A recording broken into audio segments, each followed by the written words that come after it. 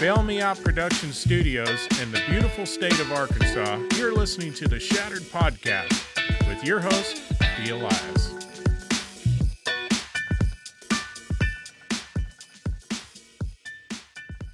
Joining me today is the Sheriff of Sevier County, Arkansas, Sheriff Robert Gentry, and also the Jail Administrator, Chris Wolcott.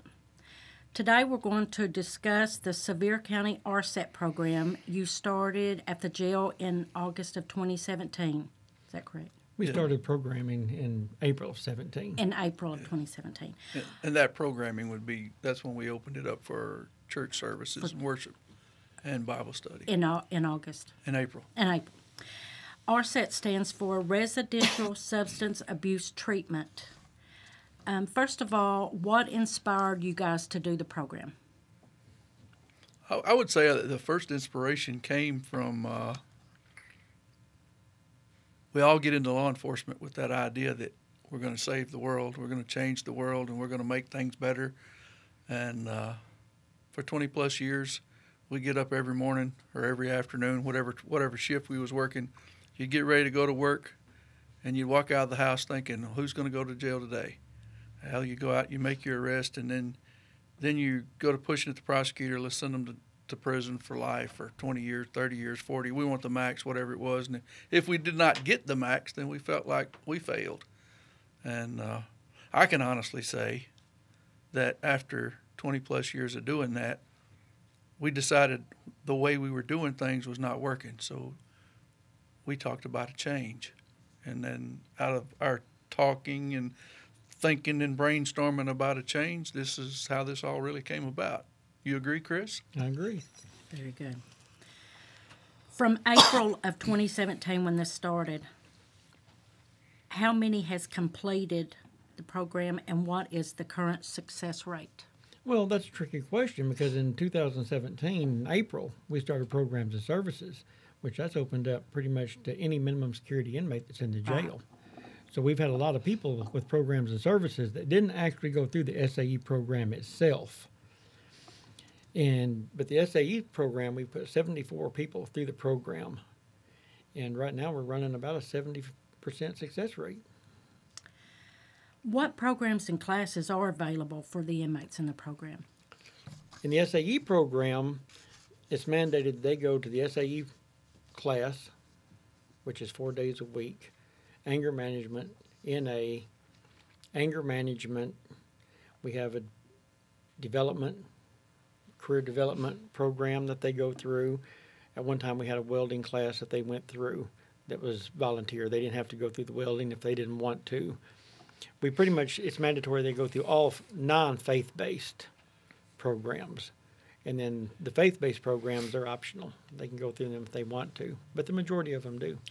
Now, did you say SAE? Substance Abuse Education. Oh, okay. That's what that stands for. Yeah. Yeah, that's actually the Residential Substance Abuse Treatment Program, but it's the same thing. Same thing. Okay. That's the SAE educational part of it is the only thing that separates the participants in the program from any other minimum security inmate that's in the jail. Right. That's the reason that's a complicated question. When you ask how many went through the programs, it's numerous. So, because we book in around 1,000 people a year. And that's available to all. And that's available to all minimum security. Right. And see, that was another change that we had to make because prior to 2017 or latter part of 2016, we started making that shift towards minimum, medium, and maximum inmates because the other way of classifying inmates was they were either misdemeanor, pre-sentence felon, or sentenced felon. So we separated predator from prey.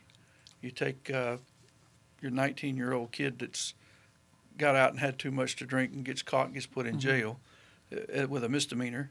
And then you got the guy that's done 30 years in prison, who knows how to run how to run the prison yard, and he didn't get his driver's license when he got out of prison, so now he gets stopped, fails to come to court, so he gets a warrant and he gets arrested and put in the same pod with this 19-year-old kid. Right. You can see that there's conflict that's going to take place. For sure. And we went to the North Point inmate classification tree of classifying inmates. So now we have minimum, medium, and max. the misdemeanor felony really don't matter. It's based on their inmate behavior, their crime that they've been arrested for, and their criminal history is how we are able to separate them.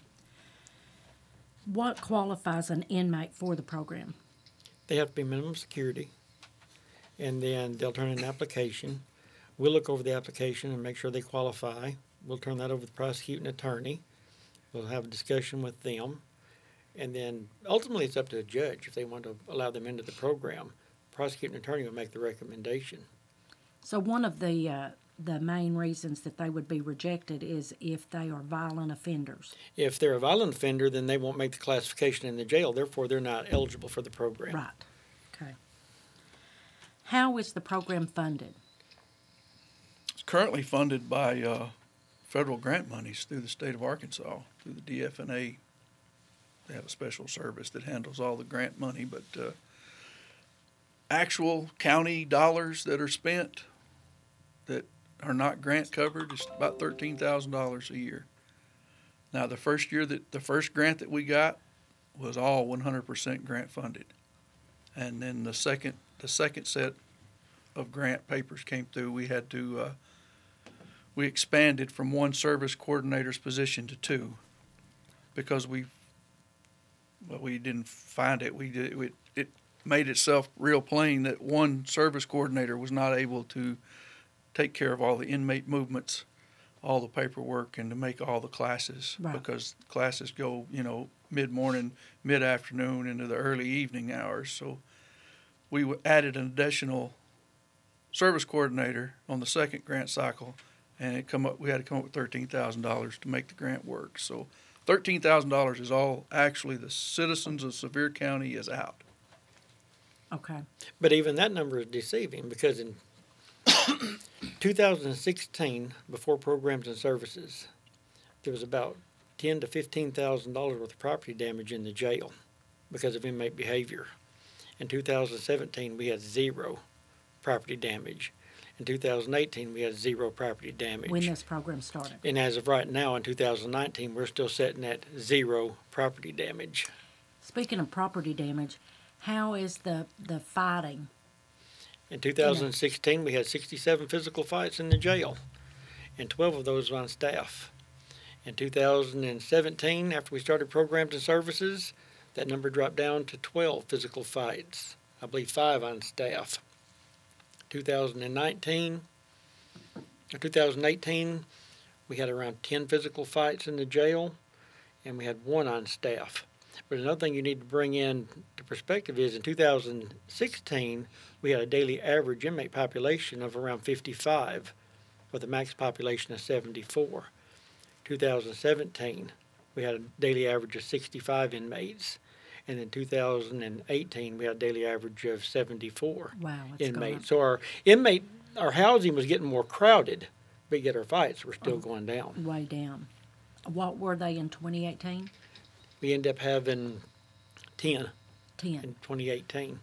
And as of right now, we haven't had any So far. in 2019. Knock on wood. Right. And then along with them fights, you end up having workman's competence on staff. You end up having emergency room visits for the inmate that got beat up.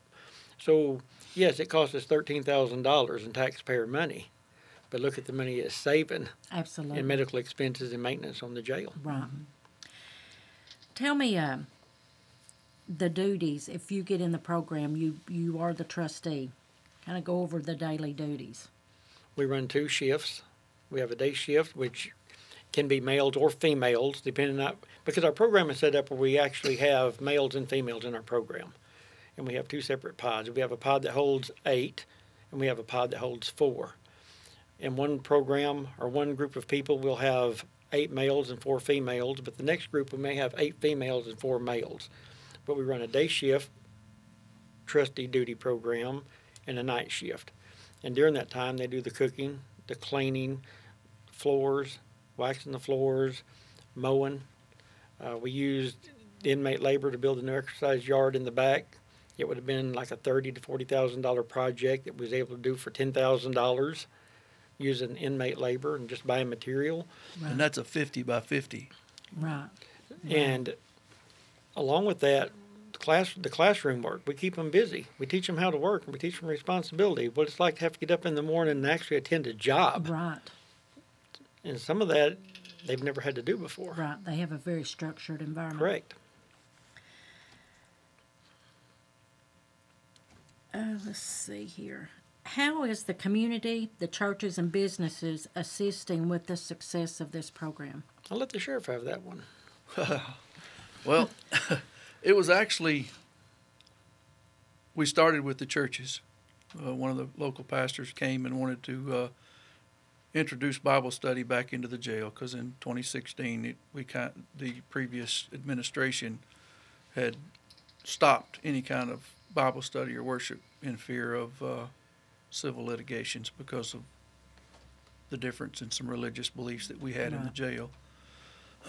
So we opened the door for that, and it was kind of like pulling the drain on the sink full of water. It was just, we were overwhelmed with people that wanted to step up and volunteer their time. And it started with the churches, and it's just continued to grow. I mean, you'd be amazed at the number of people that have an interest Right. in helping other people. Right. And as new groups come into this program, so it expands the community with family members and stuff that want to help and be a part, I'm sure. Exactly. I mean, our program has touched people. Of course, we live here on the state line, but Right. I mean, we've heard stories about the impact our program has had on people in the state of Oklahoma. We have several. We keep inmates for Little River County, and it's a constant. I wouldn't know if you could call it a battle, but I guess in a sense it is a battle with the Little River County inmates that want to partake in our programs and services. So they go to the regular programs and services that all the minimum inmates are allowed to go to. The substance abuse education part of the program, we rely on the court system, so we actually haven't had a Little River County inmate in our program yet. And I said yet. We're looking to expand that out and talk with the prosecutor and the deputy prosecutor in Little River County, and possibly open our arms to some Little River County inmates. Right. So the host of volunteers is massive. I mean, last year we had block parties in several neighborhoods here in DeQueen and Horatio and Locksburg, and it was all on a volunteer basis. I mean, we had hot dogs and popcorn, snow cones, had bounce houses. I mean, we had a good time. We would go into the neighborhood, set all this up, and A very family-oriented yeah, we would have 200, more than 200 people show up for that 3 hours that we were in their neighborhood. Right. And the whole purpose came from within the jail. Right. Because we had a girl that was in the program that really wasn't getting the neighborhood support that she needed, because people in her neighborhood thought that she was a snitch, because they had different feelings towards law enforcement. So that's another thing that we've done, is we're changing a lot of the public's view of what law enforcement really is. Right. There's Wolcott likes to say this, there's two classes of people that are concerned with law enforcement, the victims and the criminals. And everybody's, got their own little different deal on that. But the block parties have opened the communities up to see a different side of law enforcement as well. And they have seen some of the students from the substance abuse program, because they're there. They're helping pass out popcorn, and it's just because they know, hey, that person right there, 6 months ago, I sold her a sack of weed. Right. And now I want what she's got. And now I think I need what she's got, because look at all these cops around here. Yeah. And we're not all having to them. run. We're not scared to death. I mean, they're Yeah. down here laughing and cutting up with us. And Right. there was even one of them, they had a little, I don't know what kind of dance it was, but, I mean, there was some law enforcement officers in the yard doing some kind of electric slide or something. I think I even seen the sheriff up there. You saw me standing up there, but I give it a try, but my feet got in the way. I draw the line. So the block parties and all that in the community changes their mentality. Yes. We get back to community policing. Mm-hmm. That's basically what it puts. It Which puts has us back into disappeared through community the years. policing. Mm-hmm. What could communities or businesses do to help today? Is there a way that Continue to show their support. Continue to show their support both to the individuals coming out of the program, but also to other individuals. right? And Because I know as this goes on, more and more people and businesses want to help.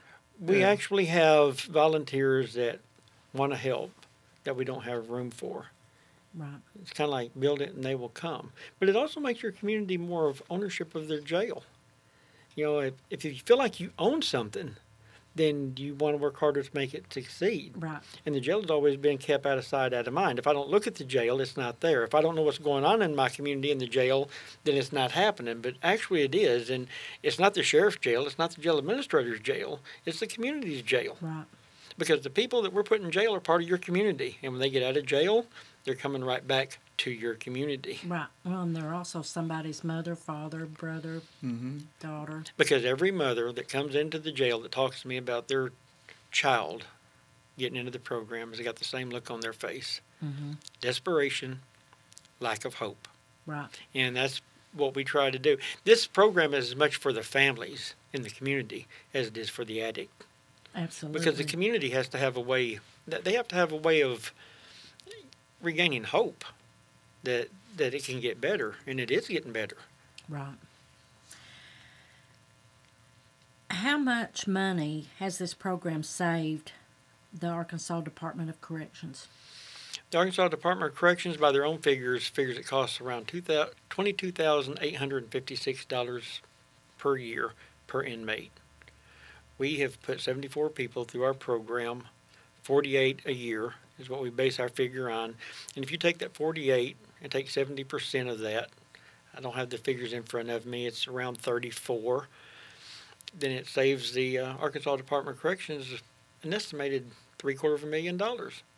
And that's just at ADC costs. That doesn't include the costs that it costs for foster care Right. and being non-productive citizens and the family suffering that goes along with it.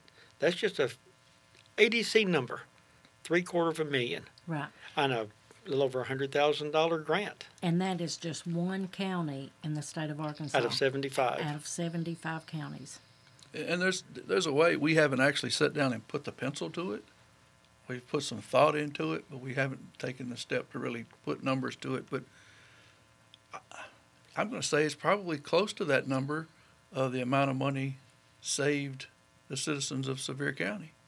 Because you take that 70% that we're having success with, they were drug addicts. They were not working. So they were supplying their habit by other means, such as stealing. I mean, they were stealing from their family, from their friends, from their neighbors, and from total strangers. So if you got this is a light habit, but I mean, you talk about a $30 a day habit or a $50 a day habit, you got to go steal $50 worth of stuff. So, the dope dealer, he's not going to give you market price for that chainsaw you just went and stole. He's not going to give you market price for that lawnmower that you showed up with or the jewelry. You got to have $200 or $300 worth of stuff to get $50 worth of dope. So that's costing somebody. I mean, that's money that's taken away from somebody. And then you got the initial cost of somebody coming to the county jail their first time in. And you got your time and efforts of booking them in and any cost to get them back off drugs, detoxed. So I think there's a way that we could throw a number on it, because I think our actual count our current budget is $57 a day per bunk. That's what a bed in the jail costs the citizens of Sevier County today, is $57. And that's whether there's anybody in it or not. That's just for the building and for the equipment and the staff to run the facility. It's $57 a day. So if you have got 70% of the 34 people that we're talking about that have not come back to jail, how much money have we saved the county? Absolutely. So there's savings there. It's just not It's just not like opening your wallet and saying, "I've got this much more money now because the sheriff and Wolcott's doing their little program at the school. I mean, at the jail." And I think it's saving the county some money in that aspect as well. Right. Well, I know there's a true misconception that this program is costing taxpayers a lot of money. $13,000. Right. We can't miss the goal. The goal is recidivism. Right. Everything else is extra. And we won't know the true effects of where we're at with recidivism for another probably around 4 years. I think our original time frame was we'll look at it at 5 years and see what our recidivism rate will be. And right now it's going really good. Out of, I think, the 24 that finished the program, we've had one that reoffended and come back to jail. That number is 96%. Right. Success. Now that number is going to drop. We know that. All of our numbers will eventually drop. But in 5 years, we'll look back and see how many people went through the program and see where we're at with recidivism. Everything else is extra. And I think we lose some of that. Well, you're not curing this person, or you didn't help that person. That may be true. We didn't help that one. But where we're at in 5 years from now, as far as the recidivism rate back to jail, that's when we're going to see the major difference. Right. Even if it drops and you've helped a certain percent, even one person. Well, I mean, what's the price of helping one person Absolutely. to get clean? And our goal is to help more than that. But there's another thing that was brought to our attention by the chief of police, DeQueen's chief of police. He says, "I don't know about y'all, but our petty thefts are down. I mean, almost to zero. Our petty thefts are down. We're not," he says, "It's got to be the program." Right. So, and you'll have people who will say, "Okay, Sheriff, show me that in a number." I may not be able to show you that in a number. But if it looks like it's happening, it's happening. Right. Well, if the investigators are not investigating any petty thefts, right, then if now, there's of course, no you got to remember, law enforcement, our call numbers go up, but they're a different type of calls. Right. So, yeah, the invention of the cell phone made the calls go up. Absolutely. Do you want to talk about some of the statistics? I think we've pretty much covered some of them. Okay. The 70% rate that, and that success rate, I mean, it's really into two different units. We got almost 100% success rate for the first 90 days, the incarcerated portion. We've had a few that have fell from grace and didn't make it, but it'd be safe to say probably 90 to 95% success on that part. The true test is when they're in the aftercare. I mean, because while we've got them in the jail, we're controlling who they talk to, they're structured, where they can go, what they eat, where they go to eat. I mean, the unwanted people have no contact with them. Now, once they get in the aftercare program, they're right back in the neighborhood they were in before they come. They see the struggles. We've actually seen some that have said, "I've got to get out of here. Can I have my aftercare do it somewhere else? Because if I stay here, I'm headed to prison because I'm not strong enough for it." Got to change people. So we've allowed people to do their aftercare, in other places. Yeah. And well, we currently have 4 that's in an 18-month program. They went through our program. They got out on the street. They realized that 90 days wasn't long enough, and now they're in an 18-month program. Right. They're never a failure. As long as they take the tools and the things that they learn in the program and they use them, whether it be a week down the road or 5 years down the road, they're a success. So that it's really hard to look at a graph and say this is your success rate, because there's not a failure rate when you look at it long term. Yeah. Anybody has potential to pick themselves up and get out of addiction. And that's probably one of the biggest criticisms that we get is, we saw so-and-so that went through your program and he looked high. We know every one of them that go through the program, we know they're going to relapse. I mean, I've never smoked cigarettes. I dipped snuff, and I've tried to quit. Didn't work. Didn't work. And I couldn't fight the demons off, so I go back to dipping snuff again. But, I mean, you can't cure everybody, and we're not going to cure anybody because it's pretty much well known, once an addict, always an addict. And we're just trying to equip them with the tools to be able to see that they need to take another step or go in a different direction. And that I think that's the misconception that a lot of people have about our program is we feel they think we're trying to cure people, but we're not. And I don't think any child ever looked up at their mom and daddy and said, when I grow up, I want to be a drug addict. Right. It didn't happen that way. We're talking about individuals that made a bad choice in high school, that was abused as a child, that got in a traffic accident and went to the doctor, to a health provider, and got hooked on hydros and had no idea that it was happening Which happens until a it was lot. too late. Those are the type of people we're dealing with. Right. So, What are the requirements during aftercare? during aftercare, they're required to go to 3 meetings a week. One of them is mandatory, and random drug tests. Every morning, we roll a cage. It drops a number. Every name has a number beside it, and that person has to come in that day for a test. We test everybody once a month. That's part of our grant process that we go through. And what happens if they test hot? If they have a first violation, they do 5 days in jail. A second violation, they do 10 days in jail. Third violation, 15 days in jail.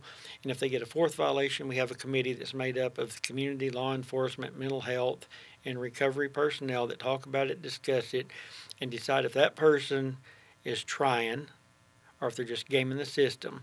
And then we can make a recommendation to the prosecutor that they give an opportunity for a longer-term treatment or go into ADC. Because that's one of the things there's a misconception about. They say, well, it's weak. People are getting away with things instead of going to prison. That's not so. We have people that's in our program that got a suspended sentence of 3 years upon completion of the program to a suspended sentence of 20 years upon the completion of the program. So you take that individual that got 20 years, if he doesn't make the year and complete, he's looking at 20 years in prison. That's not weak. Right. Because he pretty much took a plea to the max. It basically gave him a chance to do what's right and correct some of his mistakes. And this sanction that he just spoke of, the 5, 10, and 15, that's just something that we just started because we were, I guess, according to one of our participants, students, whatever you want to call them, he came to us and says, your 2-day sanction is not enough. Your 5-day sanction, he had done a 5-day sanction because it was 2, 5, and then you're done. Right. 3 strikes and you're out. And he said during the 5-day sanction, he said, I was able to get somewhat clean. Clear-headed. And get my head a little clearer and see the error of my ways. Right. So we took what he gave us, and then we did a little talking amongst ourselves and with the prosecutor, and then we came up with this 5, 10, 15, and then a fourth chance. So this didn't come with a playbook. Right. We started cold. You know, basically we started with a piece of meat and a little salt and pepper, and we went to making a meal out of it. But pretty good acronym, man. Yes, it is. But we're constantly changing. I want, y'all were recently invited to the Capitol, so I would like for y'all to touch on the legislative to the Capitol. Well, we was in the office one day. Actually, Hattie and Joe Vance was in my office, and we were talking about, I don't remember what we were talking about. Funding. But yeah, we were looking at a funding shortfall that was coming. And the phone rang, and it was Representative Vaught. And she said, what day in March could you and Hattie and Chris come up here, because we're going to do a House resolution honoring y'all's RSAT program. I didn't have a clue what it was. I said, yeah, when? You just tell us when to be there and we'll be there. So we went up on March the 6th and got escorted into the VIP seating above the House floor, and they read House Resolution 1037. They read honoring the residential substance abuse treatment program in the Sevier County Jail. The resolution kind of touched on a little bit of what we've talked about here today, and it was a real honor for that to happen, because There's not many old country boys that's got to go to the VIP seating and be honored for something that was a part of. Well, it just shows that at the state level, you guys are being recognized for what you're doing for the community, for the inmates, and sobriety and all that. So it's you've opened up their eyes. Well, we're actually holding a objective jail classification school in April 15th, 16th, and 17th, and I think we're at 22 different agencies. So there's 22 counties that have got people coming to go through the class, and that part of programs and services, it will be part of that class. So I think it... Now, those 22 people are inmates? No, jail administrators. Oh, that are checking it out. 22 counties represented at this class. Oh, that is awesome. So they're going to come and take the class and learn more about the program. About the objective jail classification programs and services. We tried to explain how we did that because we didn't have a playbook. So some of the things that they're going to encounter, we've already had to handle. Right. Actually, Chris was on the phone with a person this week about talking about how we done all this and how we got over this hurdle and that hurdle, and I think we'll probably have another county added to our class. But the biggest hurdle that I found was attitude. Our attitude had to change. Right. Because it's been done this way forever. It's always been done this way, and it's the way we're going to do it from now on. And we changed that. I guess the first big hurdle that we took over was allowing convicted felons to come into the jail to help with the recovery or to talk to the inmate, I mean, just to be a part of it. And my 20-plus years, you couldn't even come visit your cousin if you was a convicted felon. Mm-hmm. And I thought that was the law. I thought that was it. And so Chris and I got to talking about it, and so we called jail standards. And we did all of this by being in constant communication with jail standards so that we could stay in compliance with jail standards and make sure everything was right. And pretty much Mr. Pennick says, Sheriff, it's your jail. If you want to let a felon come in and preach a sermon on Sunday morning, it's your jail. So we said yes, opened the door, and it's just took off. So there's a lot of, I guess the biggest hurdle that we had to come across was the change of attitude. Right. It's working. Is there anything that we're missing? I think you pretty much hit all the high points. Okay. Can you think of anything?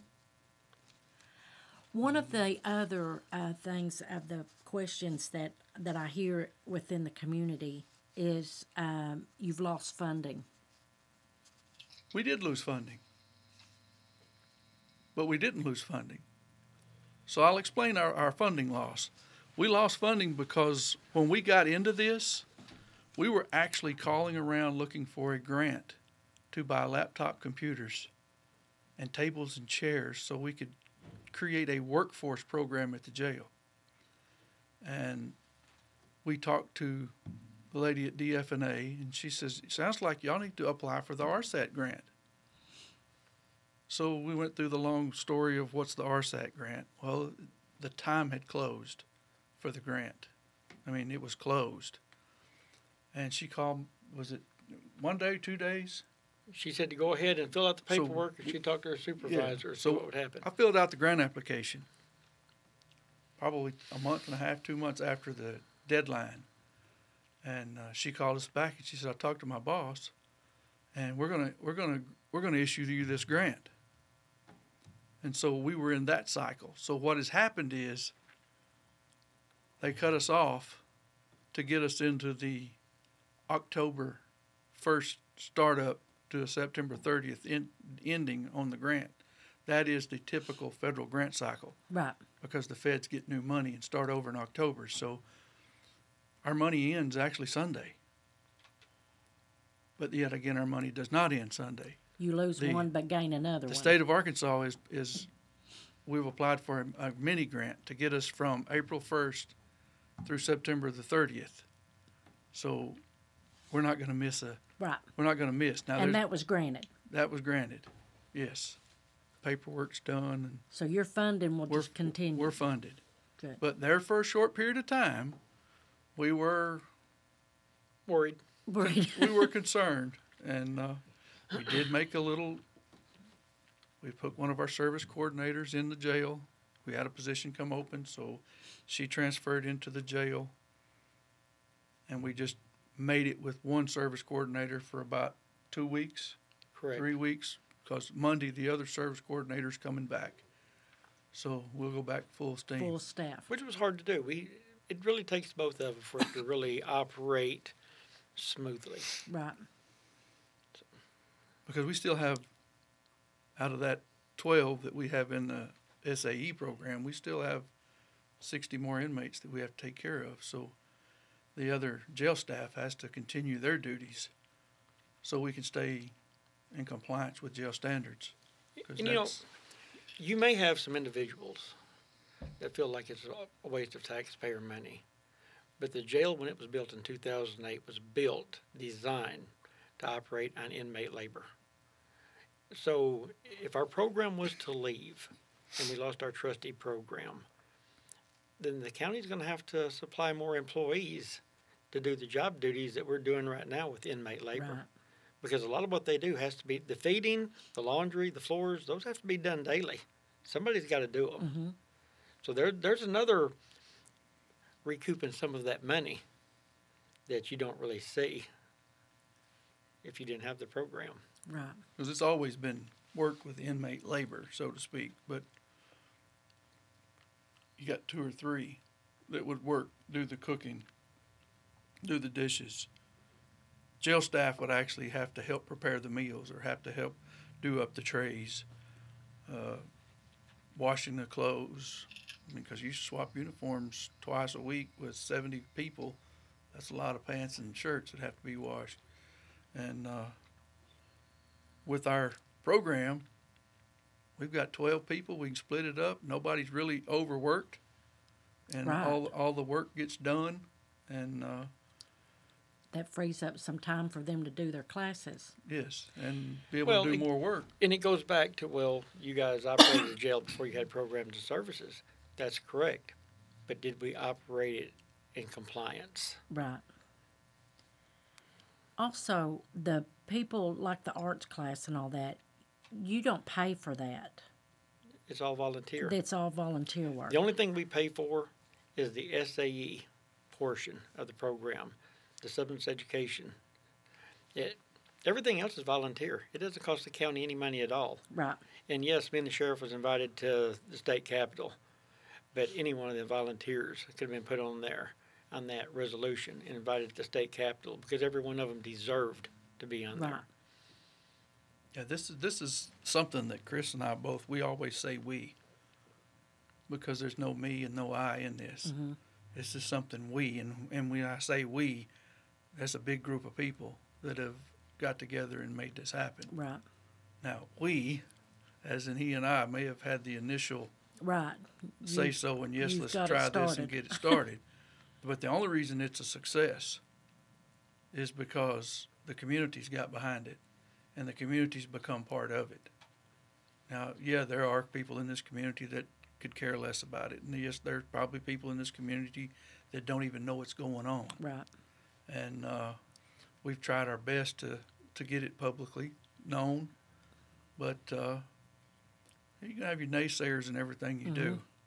But I think for the most part, our community as a whole is standing behind us and helping hold us up.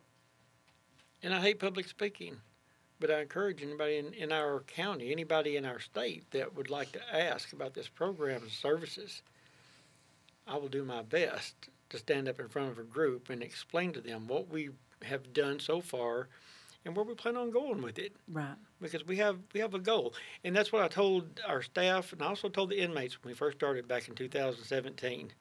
You may not be able to see it now, but we do have a goal. We have a big picture that we're heading toward.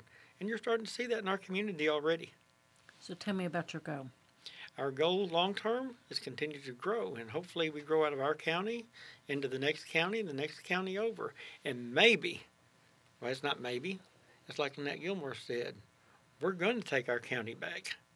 We're in the process of doing that. Absolutely. So, How many churches are currently involved? you know, that's really hard to put your finger on. I know we had the pastors meet. Pastors was the first group we had at our jail to say, how can we get religious services, not any one religion, but just religion services into the jail. And I want to say there was 15 pastors that showed up for that first meeting. 2 weeks later, we came back. They'd put together a game plan, and I want to say there was about 15 that came that night. And that's different denominations. That's That's the Catholic wonderful. Church, the Seventh-day Adventist Church, the Right. Baptist Church. It was all of them. I Right. couldn't sit here and name all of them. And they had actually made an alliance, and it appointed a leader over that 2 week period of time. So when they did that, they're in charge of that now. because your churches used to be the backbone of a community. Yeah. They was there to pick up the pieces. They're a huge And support again, system. our church, if it wasn't for our churches stepping up and laying that foundation, we would be in trouble. And I think that's part of the backbone to Right. our programs and services in the community.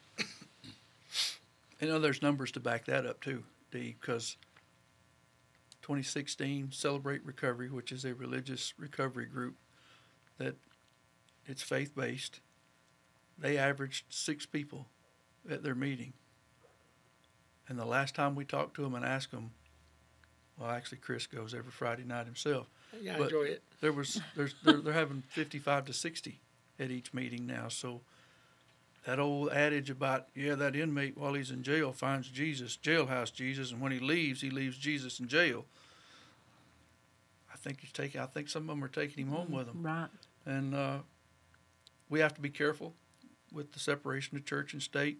That's why the faith-based programs are not mandatory.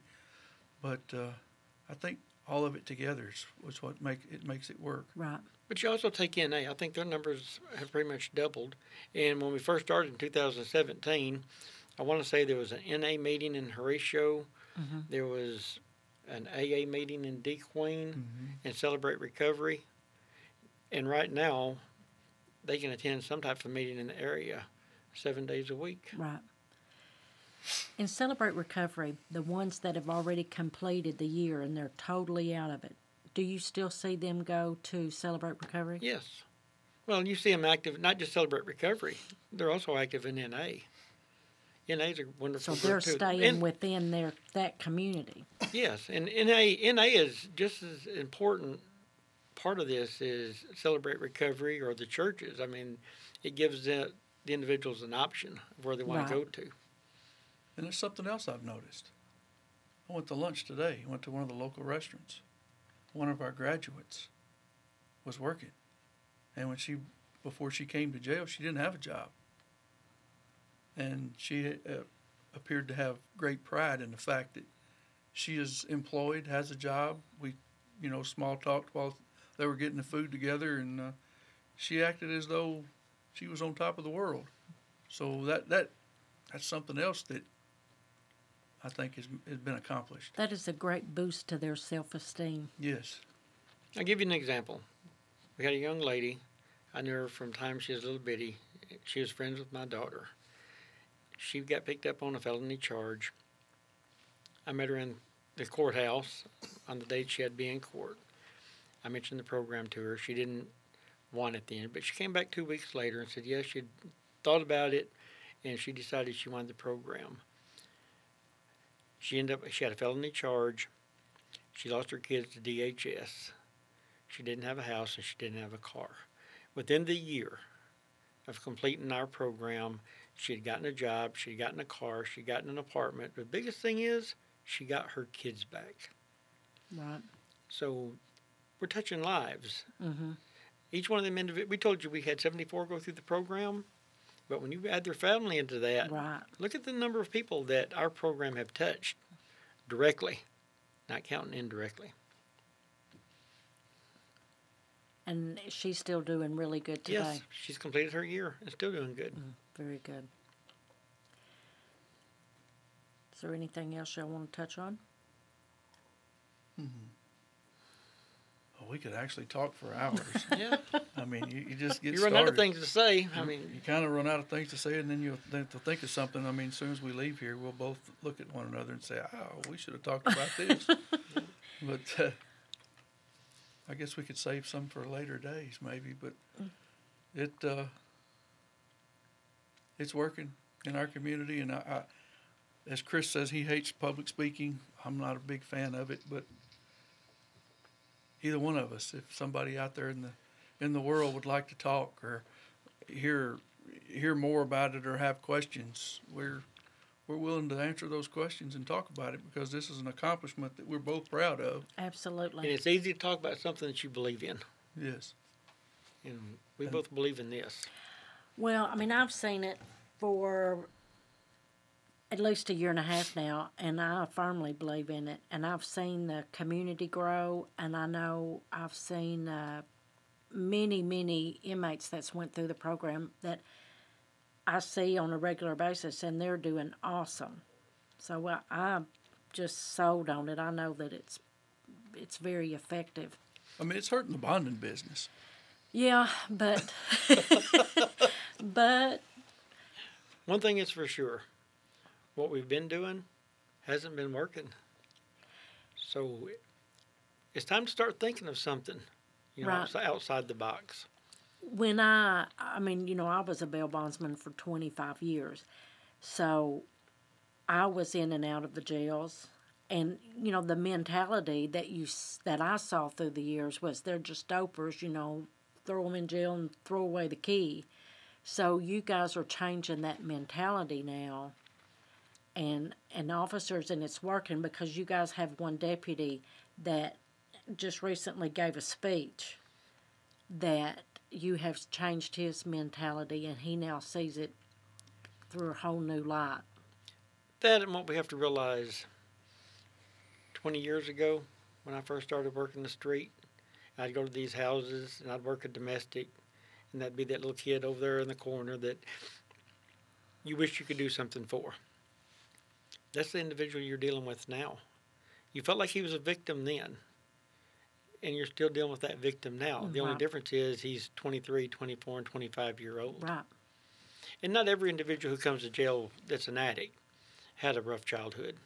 We go back to them car accidents that we Right. talked about. Absolutely. But there is a percentage of kids that never had a chance, Right. whether it be kids that had a needle stuck in their arm and was pimped out and never had a fighting chance. At the age of 12. At the age of 12, correct. I have a story that I will be talking about very soon, just in that case. Well, since you touched on your 25 years of bonding and the attitude that law enforcement had when you were in and out of the jail a lot, you bonded a lot of people out that I brought to jail. Right. And I'm going to put you on the spot. Has my attitude changed? A great deal. About 150%. Yeah. Because you described me when you said that. Well, I didn't just describe you. I described many people that I worked with. Well, you have a tendency to look at them and say, they're just a doper. Who cares? But them dopers have families that love them, care about them. Right. And you have families that have addict children that's never been in trouble in their entire life. That's been hard-working, productive citizens that their children, for whatever reason, made a wrong decision or had an accident that now is in the jail. They worry about them. Right. That's that look of desperation and that lack of hope. Right. I bonded, of course, for 25 years, so I dealt with it professionally and personal. I've got several family members that, for various reasons, they've gotten on hydrocodones, meth. So, I've seen it. That I guess that's what makes me a big advocate about it now, is because I've seen it on both sides. But one of the touching stories throughout my bonding was a kid. He was 14 years old and got his first DWI. And he was driving because his dad was too drunk to drive. And he 16, another DWI, 18, another DWI, and then he moved into drugs. And so I'm not even sure. I don't even think he lives around here anymore. But, you know, he was, he didn't realize there was any other normal life. That was the norm. Because that was why his mom and dad were both very bad alcoholics. So some of them are victim of circumstance, and some of them are, I have some friends that was in a car wreck many years ago that are still on oxycodone, and I think, why all these years, you know, but they're just so addicted they can't get off from it. And actually have people, we've had people call the jail and want to know what it took to get in our program. What crime they'd have to commit. And then well, what crime do I have to commit to be able to get into the program? I mean, that when that call came in and Chris was telling me about it, I thought, man, that's our program must really work if somebody's willing to go commit a crime just to come in here to get in the program. Well, tell about you had the one person that was in there on misdemeanor, and she stayed a couple extra weeks. We've actually had 2 or 3 of them that had the opportunity to get out of jail. But instead, they went to the district judge and asked to be placed in jail for a year so they could get the program. So, yes, they're asking for, 90 to 120 days of incarceration, right. And they could have walked out the door free. But they knew. They had to, if they didn't have, I've got a young lady in there right now that could have walked out of the jail with probation. And she actually told her attorney that she wanted the program because she knew if she walked out of the jail right. without any help, she was going to fail, right. And she was going to end up in prison. So she opted to stay in the program and take that. Got to understand, the program is 90 to 120 days. She's staying in jail an additional 60 days on top of that, waiting on the program to start. Right. So that's really saying, that means the individual believes in the program also. Absolutely. And those are the people that should succeed, because they're willing to put into it. Absolutely. And yes, you're going to have some that's playing a game, and yes, you're going to have some that's just trying to cheat the system.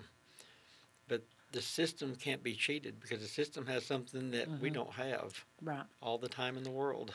That's exactly right. Patience. Patience, yes. Yes. and one of the locals, a person that lived here, he said, "Sheriff, this is the hardest time I've ever done." He said, "And I've been to prison, but this is the hardest time I've ever done." But he said, "Because I'm out here mowing grass, feeding the chickens." And he said, I can take a big, deep breath of this good old country air, and I can smell my mama frying chicken just over the hill.